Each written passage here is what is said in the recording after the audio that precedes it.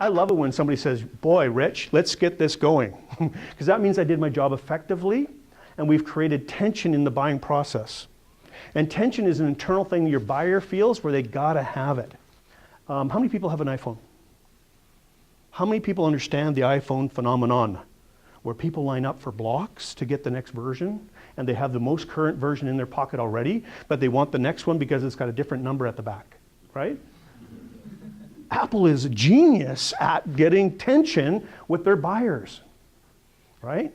And so today, if you guys are paying attention and you nod your heads at the right time and you make me feel good, I'm going to give away some freebies. And I've got something here called the Midas Touch.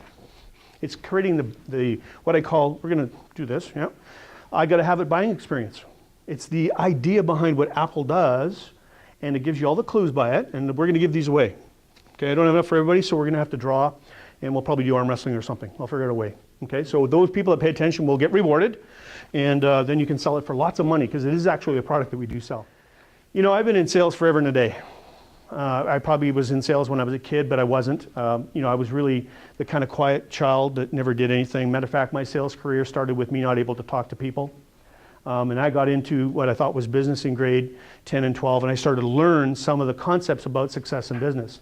I'm fascinated about what makes things work. I'm fascinated about success because I see some people and it's so effortless and easy, and other people got to struggle. And I don't know about you, but I would like to be successful, and I don't want to struggle for it if I don't have to. Like, we can make it really hard, but I don't want to. And so I did a lot of different things in sales. I did, you know, from door-to-door stuff to, you know, I did real estate sales. I did area sales and product sales, and, you know, in Western Canada, and now I've done some in Eastern Canada. And the part that really came up for me was that sales, for me, I was adapting to and just learning by trial and error, right? Because usually we get in and you get some information about sales, and maybe they'll tell you to do this, do that, but basically we all start in sales where? They go, wow, you're in sales, congratulations, right? And we get going, and you learn from the people around you, or you take a course and you learn something about sales. So we've been training this way for quite some time. Now, some organizations will bring in people and they'll train them right off the bat, get them going, but the body of our experience comes from being in front of a client, making some mistakes and adjusting. So how many people have improved over the course of their business career in sales? Right, we all have. And here's why, is because we're pretty smart. And it's good to be smart, because then what happens is you go, well, if that didn't work that time, and it didn't work again that time, maybe I should change what I'm doing. And so we'll trial and error and get something that works.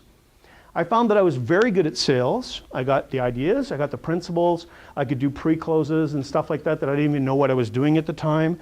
But I basically got to the end where I was having very little resistance in my sales process.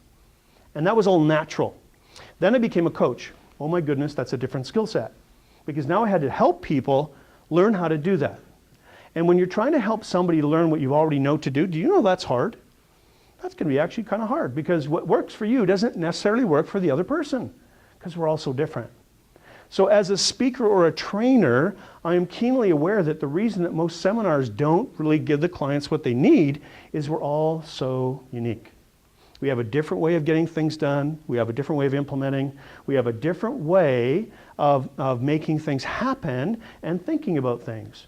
The principles don't change, but the execution changes, right? So everything that I tell you today is principle-based, concept-based. How you put it to use is a very personal thing. And so I'm not going to tell you, you should do this. I am going to say, that's the concept. How will you do it? Because one person may do it differently than another. And so if you have a question around that, we can talk about that a little bit later, but you have to make this yours.